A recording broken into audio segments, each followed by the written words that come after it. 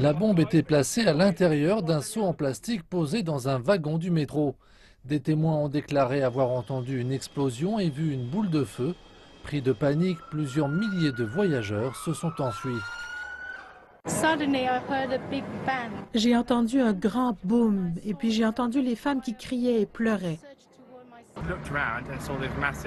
Je peux juste dire que c'était comme une boule de feu, parce que c'est ce que nous avons vu. Ça venait vers nous et la chaleur avec. Tout ce que j'ai vu, ce sont des centaines de personnes qui couraient, des gens criaient, alors je me suis enfui. En quelques minutes, toute la zone autour de la gare de West London était bouclée. Les agents de la police judiciaire commençaient un examen minutieux de la scène. On pense qu'il est possible que la bombe a partiellement explosé plus tôt que prévu. Cela pourrait permettre au commandement du contre-terrorisme de Scotland Yard d'obtenir des indices sur l'identité des terroristes. Une réunion d'urgence des ministres et des chefs de renseignement a immédiatement été organisée par la première ministre Theresa May. Cette dernière a condamné l'attaque. Les conséquences ont été moindres, mais elles auraient pu faire bien plus de victimes. Des gens ont été blessés, ils sont tous hospitalisés, affectés par cette attaque.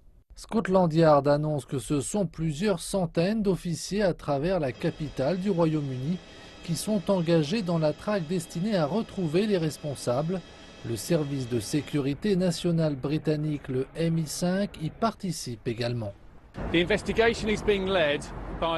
Il y a de nombreuses enquêtes urgentes en cours avec plusieurs centaines de détectives chargés de travailler sur les vidéos de surveillance, sur l'aspect médico-légal et sur la communication avec les témoins. Nos collègues du MI5 nous épaulent dans cette enquête et apportent leur expertise en matière de renseignement sur ce dossier. Les premières étapes de cette enquête devraient mettre en lumière deux aspects.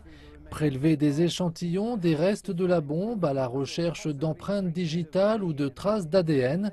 Ensuite, ce sont plusieurs centaines d'heures d'images de vidéosurveillance qui seront visionnées. Le plus grand défi reste le temps, avec la crainte de subir plus d'attaques de ce type.